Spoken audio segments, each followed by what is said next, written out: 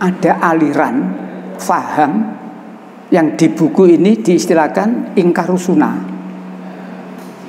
Artinya mengingkari sunnah, mengingkari hadis. Jadi kalau sudah kena hadis emo.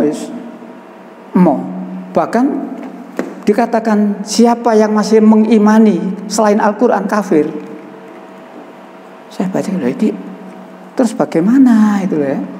Maka akhirnya saya fotokopi khusus bab ini, saya tinggalkan di penjenengan, terserah penjenengan membaca, tak tinggali ini. Paham sesat ingkar sunnah, sejarahnya bagaimana, isinya bagaimana, nah, sehingga kalau ada orang yang tidak mau hadis, supaya penjenengan ada pertimbangan gitu ya. Dan ingkar sunnah ini ternyata sudah dilarang menurut keputusan Jaksa Agung. Sini ini ada terangkan ini.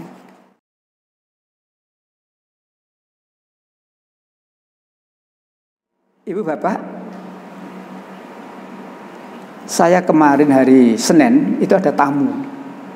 Pas saya baca ada tamu. Tahu-tahu tamu itu nanya pada saya, tuh Pak Fadil kok baca buku-buku tentang hadis? Tuh kenapa? Dia cerita, saya itu tidak pakai hadis Pak, tetapi saya mengikuti sunnah Rasul. Nah, saya bingung. Mas, siapa mas? Saya ini mengikuti sunnah Rasul Pak, tapi saya tidak pakai hadis. Terus tak takoni, sunnah Rasul, sampean kok tahu sunnah Rasul itu dari mana? Yang dimaksud sampean mengikuti sunnah Rasul yang bagaimana sih? Ya Rasulullah itu kan menunjukkan sunnah yang dijalani Rasulullah itu. Saya lalu bilang, sampean kok tahu dari mana? Ya itu dari hadis. Maka kalau sampean tidak mau hadis, sampean tidak akan tahu bagaimana sunnah Rasul.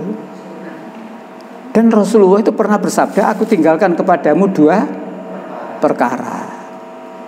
Kamu tidak akan tersesat selama-lamanya selama kamu berpegang kepada 2 perkara.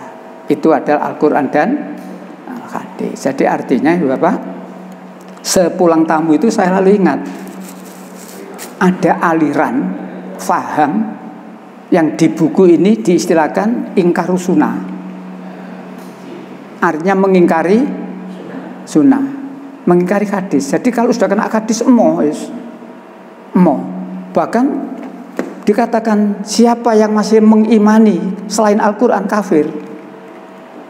Saya baca loh ini, terus bagaimana itu ya? Maka akhirnya saya fotokopi khusus bab ini, saya tinggalkan di penjenengan, terserah penjenengan membaca, tak tinggali ini.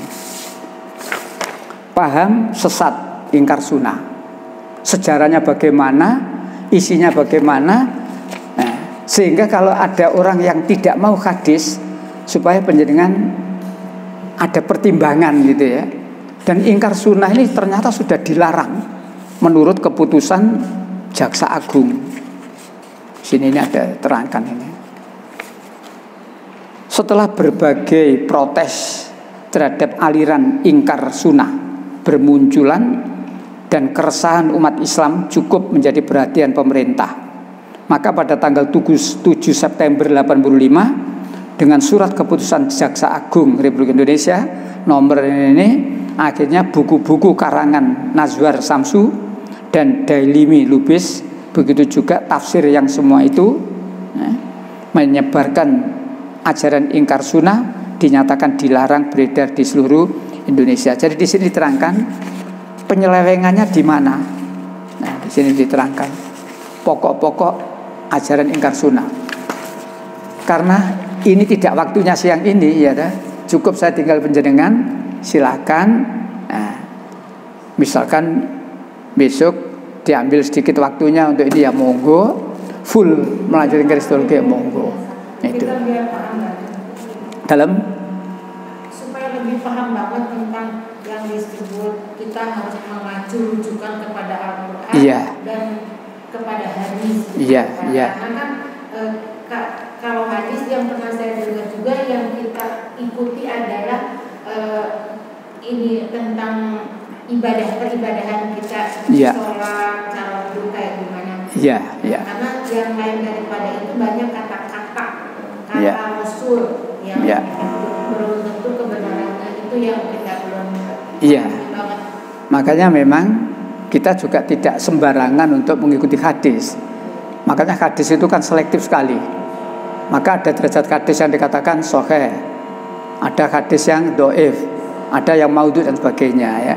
Tapi kemudian jangan kita istilahnya kebiahuya. Wis pokoknya hadis mo. Ini yang hati-hati ya. Logikanya Ibu, penjenengan tidak akan bisa melakukan sholat kalau tidak ada contoh dari Rasul di sini loh. Iya, jadi seperti itu ya. Rujukan ibadah, artinya kan berarti kita ini menerima hadis, tapi dengan selektif kan gitu, tidak asal itu loh ya.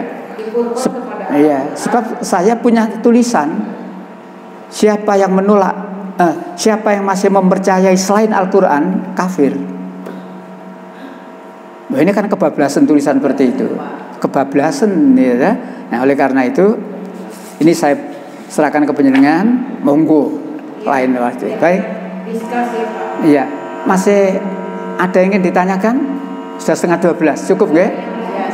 Baik Ibu Bapak, mudah-mudahan kajian kita walaupun sudah viral kalau panjenengan bisa menjawab, jawab. Tapi kalau jawab sertakan ayat-ayatnya seperti tadi. Ismail dikatakan anak selingkuhan, jawab dengan tegas ya, dan seterusnya. Kalau ada kesulitan saya siap. Saya siap ya. Yang terang karena itu ada nama saya mesti jadi sasaran tembaknya saya, dan saya siap insyaallah. Baik, terima kasih atas perhatiannya. Kita akhiri dengan ucapan hamdalah. Alhamdulillahirabbil alamin. Subhanakallahumma wa bihamdika asyhadu an la ilaha illa anta astaghfiruka wa atubu ilaik. Assalamualaikum warahmatullahi wabarakatuh.